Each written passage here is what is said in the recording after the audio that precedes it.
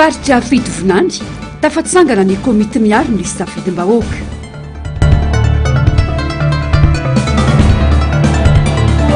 Fifidianana solombavam-bahoaka tao Morondava nisosika sy tsy fanaran-dalana maro. Filaminan'ny firenena na tsy nivoaka mpifidianana voaka ny HCC no hamaritra azy hoy ny mpanao politika. Faltafaraka aminao indray ny tenako tompoko lasy tompoko vavy amin'izao takariva ny zoma fa 14 volana Jona taona 2024 izao amiarabanao ary manasanao mpananjana hanaraka ny atsipria mavao hatramin'ny farany. Pezin'ny politika avy hatrany no isataratsika ny fampalalam-bavao aniakatra teny amin'ny fitsarana avy momba ny lalam-panorenana androany ny raharaham-pitsarana mikasika ny fifidianana solombavam-bahoaka atao amin'ny distrikany Mahajanga voalohany, Mahajanga faharoa ary ny tao Faratsio. Fitsarana izay azony Besimaro natrehana ary naharitra ora 3 teo eo. Tsy nisy afaka nitondra finday fanagonana teo ampidirana avokoa. Izany ary tsy navelana kasary hatramin'ny farany ihany koa ny mpanao gazety fa teo amin'ny 30 sekondra teo monja nanombohan'ny fitsarana dia navoaka. Mbola andrasana kosa ny didim-pitsarana avoaka ny HCC mikasika ireo raharaha ireo fa fihainoana nisy famelabelarana ny fiarovan-tena teo amin'ny mpitory sy ny toriana ny tena natao tamin'ity androany ity. Andomeratina sy Mathieu Prez. Raha tamin'ny 7 ora maraina no fotoana voalaza fanombohan'ny raharaham-pitsarana makasika ny fifidianana solombavam-bahoaka teny amin'ny fitsarana avy momba ny lalam-panorenana androany dia tara 40 minitra teo eo izany. Maro ireo olom-pirenena mpanao politika kandidaty solombavam-bahoaka no tonga teny Ambohida nanotrina ny raharaha amin'ny mahavitao-pitsarana azony be sy ny maro natrehina azy. Raha ny lalàna tsy azo alaina sary sy feo ny fitsarana. Vao tena mpidirana araka izany dia nangonina avokoa ny findainy rehetra. Tsy nisy 30 segondra nakana sary ihany koa ireo mpanao gazety dia nasaina nivoaka ny efitrano raha ny toromarika nomeny ireo manam-pahefana teny an-toerana.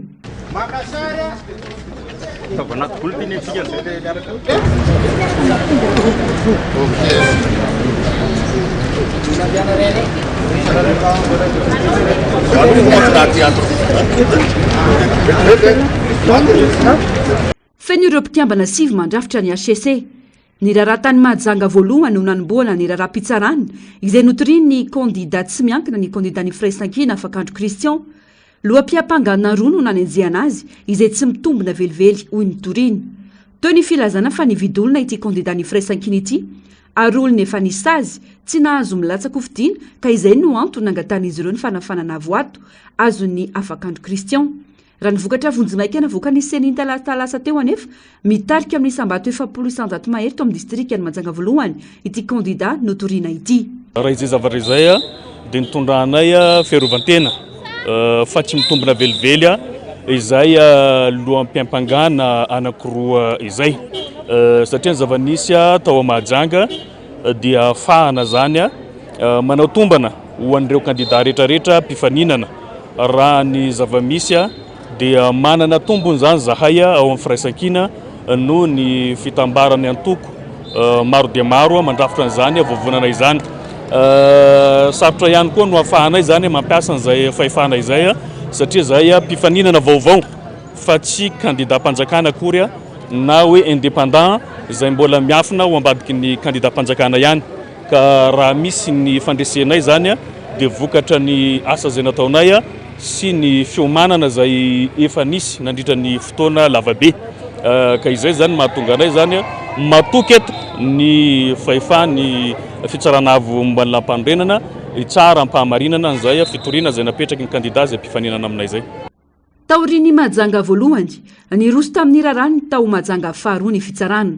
Raharaha mampifanolana kandidaty Arasalama Léon sy Ramananarivo Orlando. Fampiasana fitaovam-panjakana sy tranom-panjakana. Fahitana lisy mpifidianana feno lavitondro amin'ny ampolony maro sy ny mitovy amin'ny mpikambany birao fandatsambato ary pli maro tsy mikatona na norovitina. Ireo no nitoriana ny kandidat iraikana namafisan'izy ireo ihany koa ny tsy famarina ny fitoriana azy noho ny tsy fisiana pirofo. Raharaha nandrasany maro ny amin'ny distrikany Faratsio mampifanolo ny kandidat akaiky ny fitondrana Lalatina Rakotondrazafy sy Ramilson Menjanahary kandidat Fraisankina. Ny ato minitra maromaro ny fitsarana mialoha ny tena nanombohany ny andry ny mpitory sy ny mpisolo vava azy izay tsy tonga ara-potoana.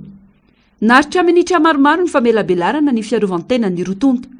mitaky ny fanafoanana ny vatony kandida mily amina brofanda tsambato 420 sy fanafoanana ny fifidianana atao tany antoerana ka mitaky amerenan'izany ny kandida lalatina Henriette Rakotondrazafy no ireo loha-piampangana telo lehibe no lazaina fa nataon'ny kandida mpifanandrina aminy ade ny fanaovana kolikoly fanapariana bulletin précoché ary fifidianana safidy fitoriana 20 no voalaza fa napetraky ny kandida mpanjakana kanefa 5 no tonga teny an-tanany toriny ny fantoka betsaka tamin'ny fifidianana tao faratsio teo aloha ihany koa ny fiampangarana ataon'ny kandida mpanjakana namaly zany avy hatrany ny mpisolo vavan'ny firaisan-kina ary niainga tamin'ny resaka tsy fiandaniana ny asa mpanjakana na ny neutralité de l'administration izay voafaritry ny lalam-panorenana sy ny lalam-pifidianana alahelo toerana ny betsaka ka nametrahany ireo fitoriana ireo hoy ny fanazavana zay dia niainga foana amin'ny fametrahana hoe aiza ny neutralité de l'administration zay voalazany lalam-panorenana amin'ny article 39 ary koa am'ro la fizoro 2018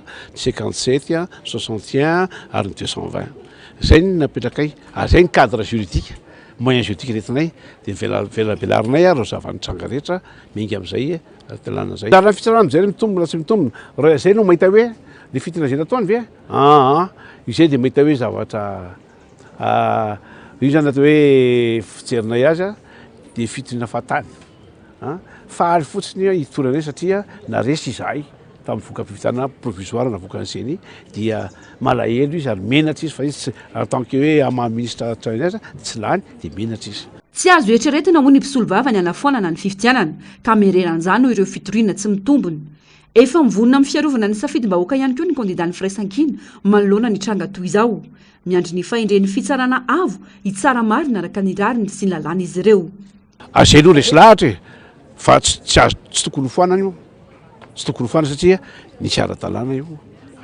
tsisy nieriko nataonay na resaka hoe nangala baty zay hoe nanao manipulation na liste électorale zay nge tsy manana fahefana mikarakara liste zay nge mpanam-pahefana izy ny olona afaky baiko moa hoe candidat mily dia afaka anana fahefana ibaiko sy ny baiko sy ny saida am'izany zavatra zany ny ACC moa dia hoe tsisy azo ivalozana zay izy zay zany dia avoakany dia am'izay fotoana zay indray dia anjaran'ny candidat satria natolotsy ny vondrona firaisan-kina anjaran'ny zareo reny mametraka an'izay raha sy diso efa nangalakaby izy be zareo dia zareo miaro ny safidy-bahoaka nanamafy ny kandida ny firaisan-kina teny amin'ny HCC fa ny fomba fanao tamin'ny fifidianana be ny tanàna tamin'ny 2012 ihany no tadiavina verina amin'io tsy mitombona avokoa ireo fitoriana napetraka rehetra iny aloha dia tena loza mampimia zavatra ohatrany tsy azo eritreretina mihitsy hoe ianao rehefa marisy narisy anie tamin'ny fifidianana 2019 nanao be ny tanàna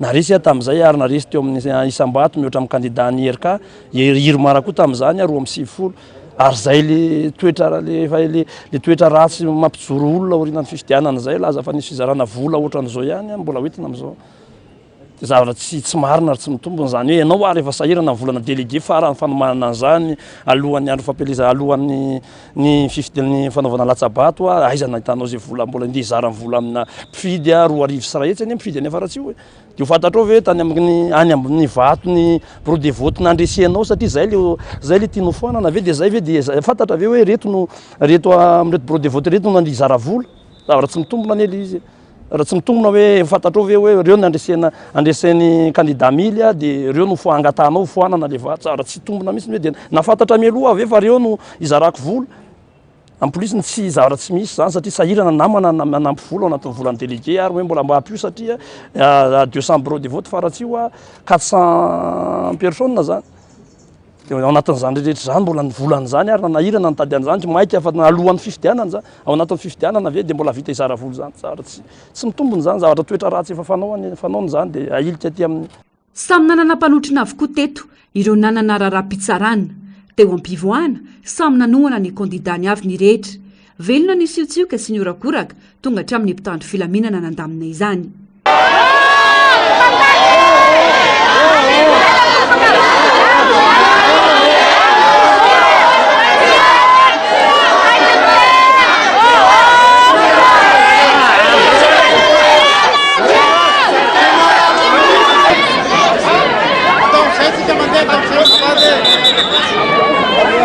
atriny naraina moa dia efa niatrana tetỳ antoerana avokoa ny mpitandro ny filaminana andrasana kosa ny didy avoaka ny fitsarana avy momba ny lalam-panorenana mahakasika ireo raharaha mpifidianana ireo. Mandidina izay vaovao izay hatrany niakatra fitsarana androany tao Antsirabe ihany koa ny raharaha Faratsio. Afaka noho ny fisalasalana avokoa ireo olona efatra voaroroy tamin'ny resaka fifidianana tao Faratsio. Akan'ireo olona misahana ny fikirakirana ny arakajy mirindra ao Faratsio izay notazomin'ny zandary. Natao fanadihadiana tao Antsirabe hatry ny Afakomaly. Ny roa hafa natao fanadihadiana tany amin'ny komina Faravohitry Faratsio. Ny taona olona tsy nifidy ny zaravola ary nanaparitaka bileta tokana noho ny ampangana azy ireo raha ny vaovao. Tsy misy pirofo mivangana ary ahina ho misy ambadika hafa moa ity raharaha ity raha ny fanazavany. Raha niakatra fitsarana izy ireo androany dia afaka noho ny fisalasalana avokoa noho izany ireto olona efatra ireto raha ny angom-baovao. Raha tsika ihany ny sary mikasika izay rehefa vonona ny sary fa samy tompony andraikitra amin'izay zavatra rehetra miseho eto amin'ny firenena ny tsirairay ho ny parapolitika manoloana ny toe-daram-pirenena ankehitriny. Miankina amin'ny voka-pifidianana voaka ny fitsarana avo momba ny lalam-panorenana koa mety ampilamina tsy ny firenena mazava ny an'ny firaisankina tsy misy afa-tsy ny fiarovana ny safidy-mbahoaka. Andomiaratiana sy Mateo Prinsiatra.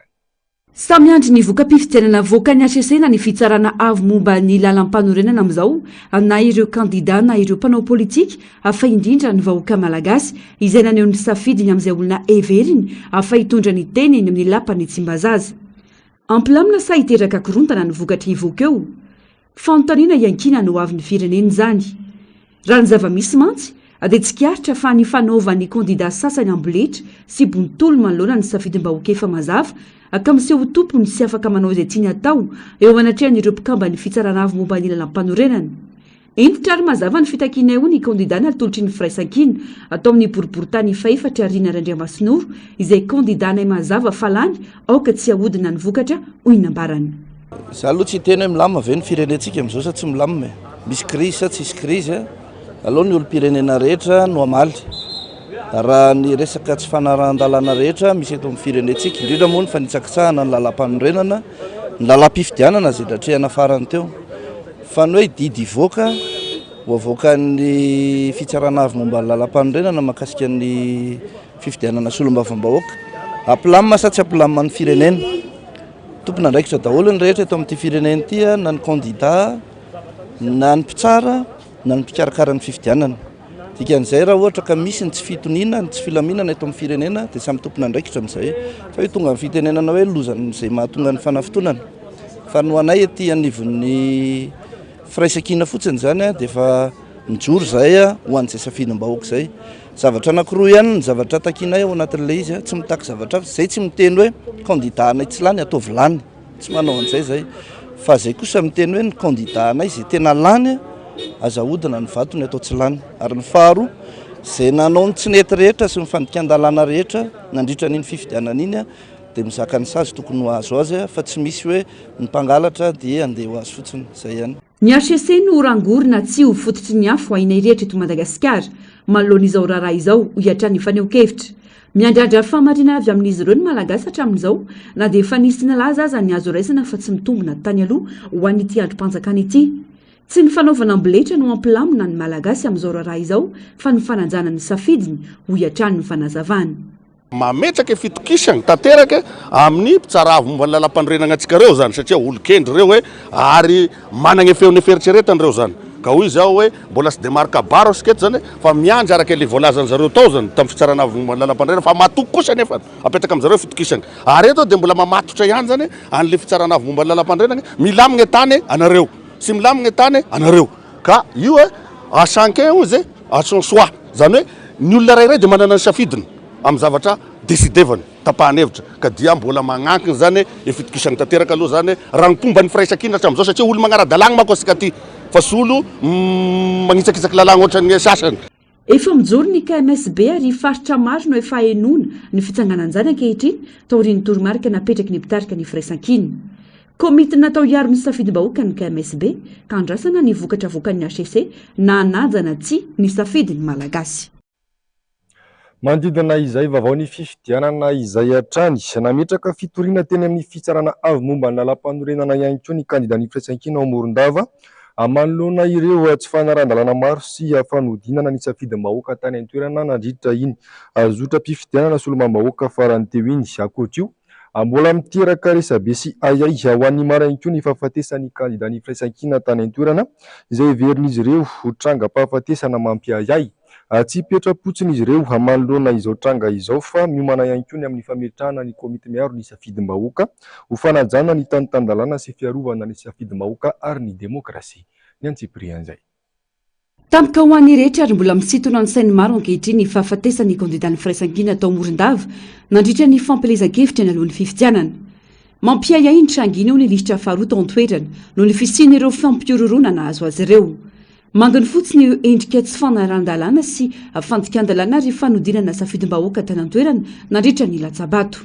Mbola avy nanao fampilezan-kevitra zahay amin'ny 7 ariva zahay no nisaraka maraina amin'ny 7 izy maty. Dia talohan'io nisy resaka avy amin'ny candidat mpifaninana fa hoe efa resinareo zahay eto amin'ny vilin'ny Morondava fa lehilahy kosa nareo raha tafavoaka avy agny Ambanivolo.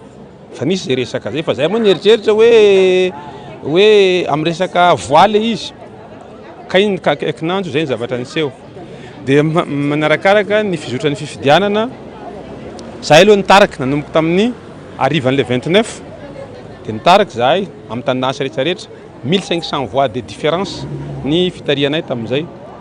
Dia nisy commune anankiroa zay efa 3 jours aty aorina zay vao tonga le PV zay PV namboary amin'ny andro efa tsy tamin'ny andron'le 29 fa ny sambato no natao arivan'le 29 fa le 30 sy le 31 vao namboarina le PV avy agny Belosur-Mer sy Befasy fa tongavan'ireo PV reo na tonga ny vato ny tsimbadika satria rehefa nandeha ny tendance zany araky ny fahitanay anazy dia nisy fanovana n'ireo PV reo. Dia zay ny antony nahataraiky anazy ary efa tsy namboarina tamin'le andro ny fifidianana raha teo lay PV.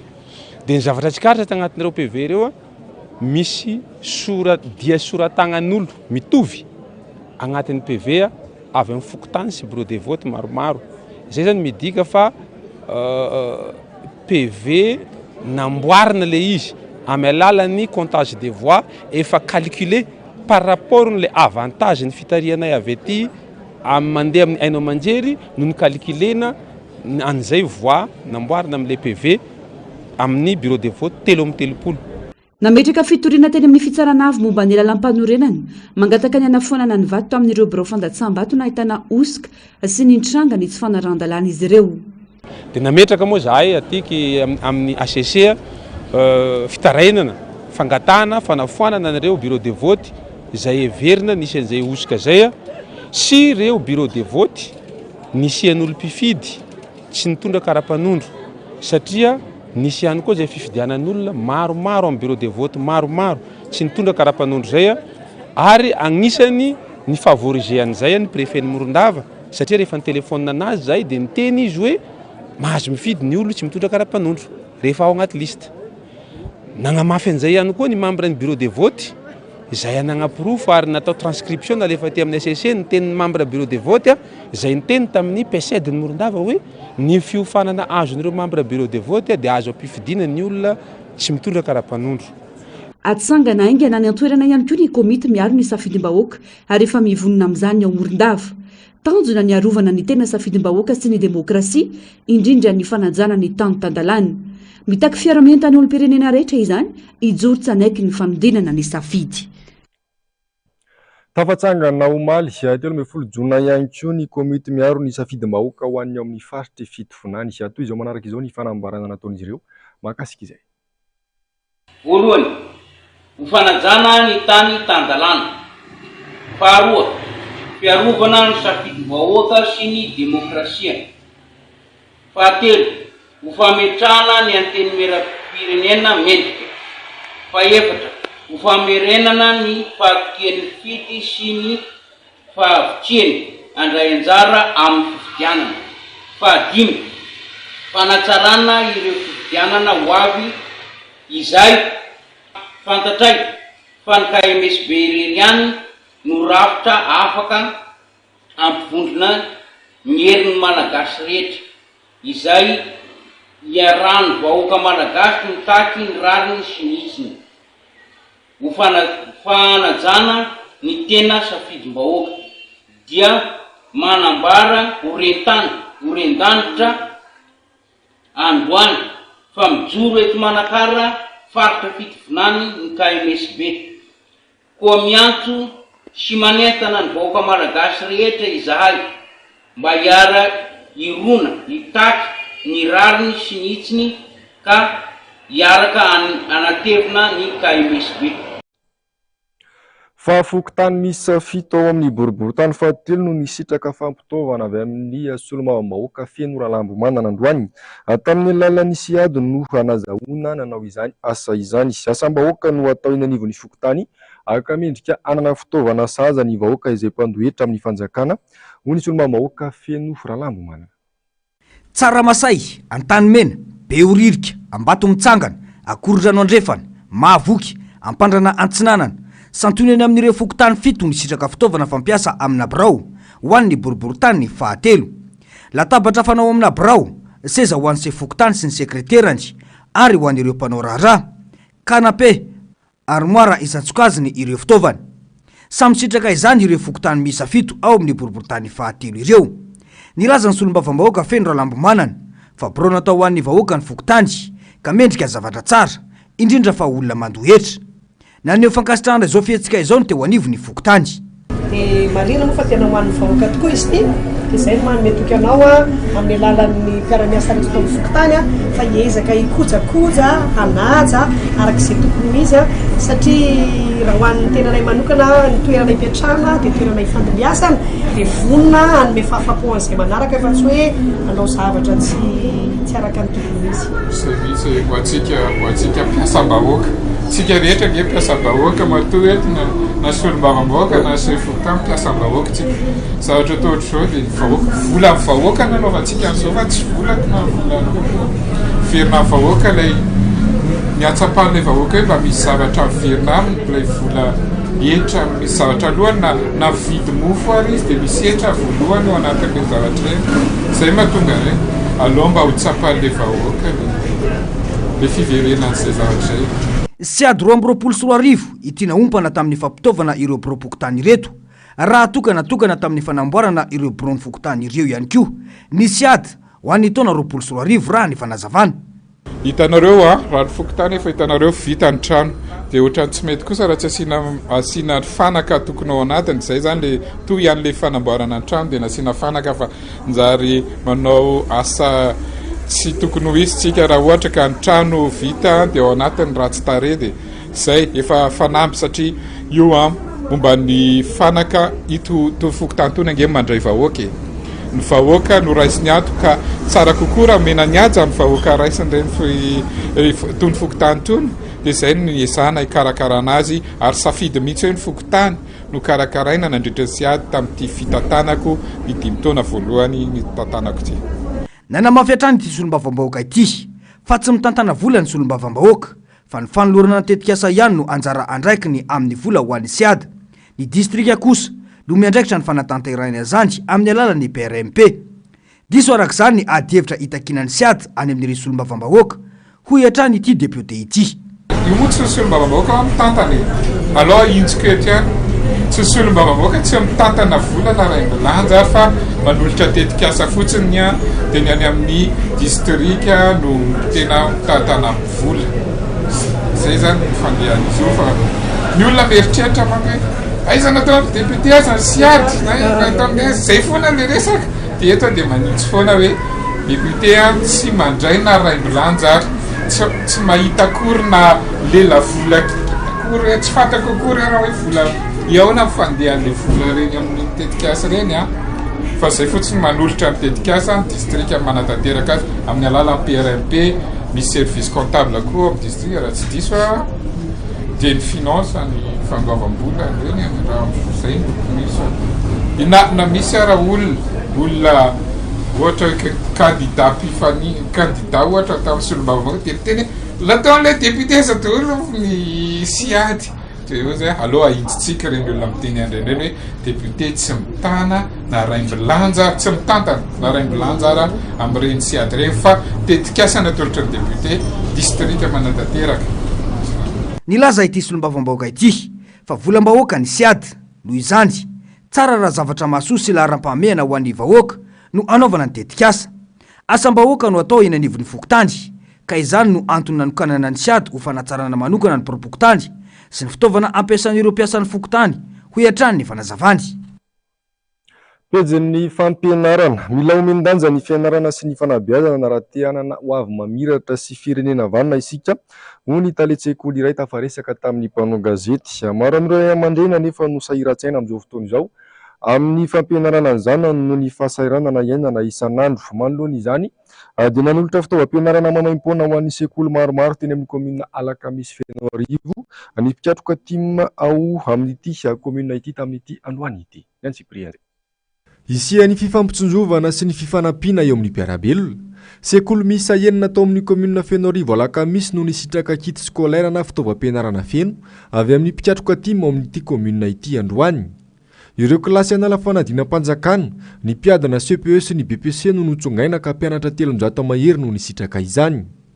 Iaraha-malala ny fahasahiranana menjady amin'ny isa-tokantrano amin'izao fotoana izao ka natao izao hetsika izao hanampiana ireo ray aman-dreny ny mpianatra ho ny fanazavana. Mba ahafahan'izy ireo fitsonjovana ihany koa indrindrandrindra ny ray aman-dreny fa tena sahirana dia sahirana ny ray aman-dreny amin'izao vaninandro ihany antsika izao iaraha-malala zany ary tsy takona fenina amin'izao fahasahiranana misy eto amin'ny firenena izao dia niezaka izay mba kely vitanay izahay atao anatin'ny antoko politika tiako Madagasikara eto amin'ny faritra Alakamisy Fianararivo nanatanteraka n'izay mba vitanay ho an'ireo nanala fahasahiranana ho an'ny ray aman-dreny indrindrandrindra ho an'ireo mpianatra hanala n'izay fanadinam-panjakana izay. Isan'ireo nisitraka ity fanampiana avy amin'ny komitima Fianararivo Alakamisy ity ny teto amin'ny sekoly katolika Collège Saint-Augustin Ambomiarina. Zava-dehibe ho an'ireo mpianatra sy ireo ray aman-dreny izao fifanampiana izao ho ny fanazavana. Tena ataoko faiombonan'ny ray aman-dreny rehetra ny fahasahiranana aloha. Ny antony indrindra eo aloha sahirana ny ray aman-dreny amin'ny fitediavana.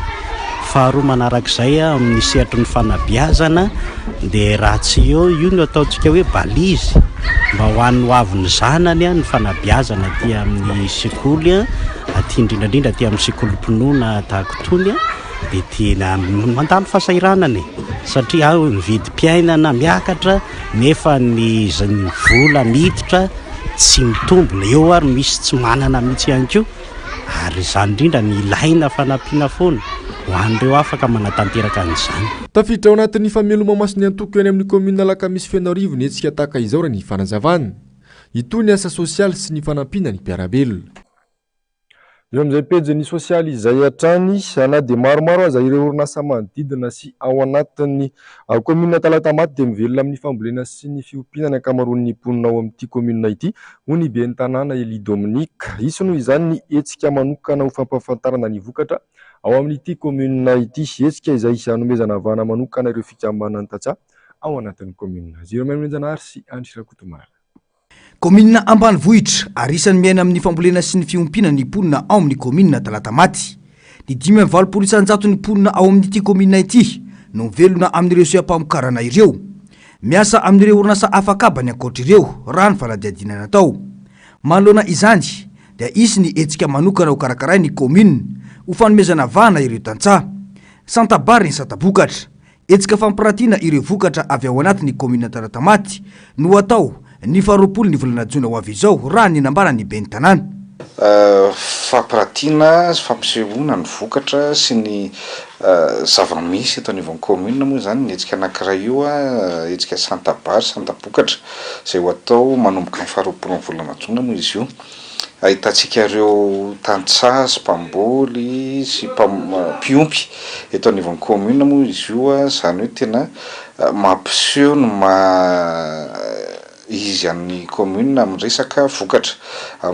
Komina ambanivohitra ny komina Talatamaty moa dia mbola betsaka amin'ny mpamboly sy mpiompy eto amin'ny komina dia fotoana iray amezan-danjany zareo ny vokatra misy eto anivon'ny komina. Misy moa ny association na mpamboly sy mpiompy eto anivon'ny komina Talatamaty, izy ireny moa zany azo lazaina fa tena miara-miasa amin'ny komina ary azo atao hoe fa betsaka ny olona ao anatin'izay dia io association io aloha ny tena hoe nomenavahana satria anisany miara-miasa amin'ny commune izay misy fotoana ihany koa izarana masomboly izarana fitaovana io fikambanana io dia io fikambanana io moa zany no tena hoe nomena sehatra amin'io fotoana io fa na izany ary misy ihany ireo olon-tsotra izay tonga nanoratra anarana tiako tenena amin'izay hoe tsy voafetra fa zay te handray anjara dia afaka mandray anjara daholo na ireo société manodidina ary misy ihany koa no tonga mandray anjara amin'ny fotoana io satria azo lasaina hoe vokatra eto talata maty ihany ny zavatra voakaran'ny zareo amin'ny fotoana. Ankoatra izay, zaza misy 500 no sitraka didipotra fahobe no karakarain'ny commune. Nanamafy ny ben'ny tanàna fa zava-dehibe ho an'ny fiarahamonina sy ny soatoavana malagasy izany ka antony nanaovana ny etsika ao anatin'izao fotoana ny ririnina izao. Dia zaza teo amin'ny 50 teo moa zany no nisoratra anarana sy vita didipotra nandritra n'izay fotoana izay didipotra maimaim-poana moa izany ny karakarain'ny commune dia mbola niezaka izay nanome kilalao sy malabary amin'ireo zaza satria raha mahita ny toe-java misy amin'izao fotoana izao fa somary sahirakirana ny ray aman-dreny dia niezaka izay nanatanteraka ny didipotra fahobeny dia vita soma tsara moa izy iny etsika izay azo lasaina hoe ny commune madidio moa zany no nikarakara azy eny na izany ary nisy ihany ny fanampiana vitsivitsy avy amin'ny malala-tanana toy ny biscuit sy ny zavatra majinijinika zany fa azo lasaina hoe commune ny tena nandray anjara betsaka tamin'ny etsika anankiray iny. Ny 12 ny volana Jona izao dia isy ny etsika fitetezana ireo fokontany 12 mandrafitra ity commune ity ho atao ny fiadidina ny commune. Olona manodidina ny 540 no isitraka fanampina manokana amin'ny hoandrio. Ireo voatsokazy ho tena sahirana no isitraka zany tantsorika izany ho iantrany ny ben'ny tanàna. Fa mankalaza ny 20 taona nisiny ny sampanam-panentana ho amin'ny fiangonana anglikana avaratra Anjoma Analakely. Aiso no izany ny etsika amin'ny fankalazana izay ho ataon'izy ireo fa ny 20 ny volana Jona ho avy izao. Ny lamesa iraina mandritra ny fanompo-pivavahana no aseho amin'ny gadona malagasy raha ny fanazavana momba ity etsika ity. Azero Maiminianjanahary sy Antsirakota Malalatra. Idiranao aho anandratra ny anaranao salamo fa 7 andiny ny 7. Ino lo ahevitra hoentin'ny sampanam-panentana eo anivon'ny fiangonana anglikana avaratra Anjoma mandritra ny etsika mesa fiderana ho fankalazana ny 20 taonany. Fanehoana antsehatra ny lamesa iraina atao amin'ny gadona malagasy toy ny messe de requiem sy ny messe de couronnement ary ny messe de brève. Ity no lamesa malagasy 2 no soratana tamin'ny gadona malagasy iray mantolo raha ny fanazavana. Messa zany le fitombavaka iray manontolo mianaraka liturgie zany ve iny zany no atao antsehatra atao ankira izy dia développena le iny rehefa développena arrangeur zany le izy sy le mpamorona. Messe de requiem zany zao fahatsiarovana ny rehefa lasany lalana messe de requiem tony requiem maniana messe de couronnement zany zao tany Angleterre zany dia rehefa manao mpanjaka rehefa mametraka mpanjaka dia misy atsotra moa zany. Seho antsehatra miavaka na aingo antsehatra sy fanamina malagasy no hita mandritra izany. Miisa 70 ny mpandray anjara amin'io raha toka ny jazz mozika sy ny mpiangaly feo maro no andravaka ity seho ity raha ny fanazavana trany.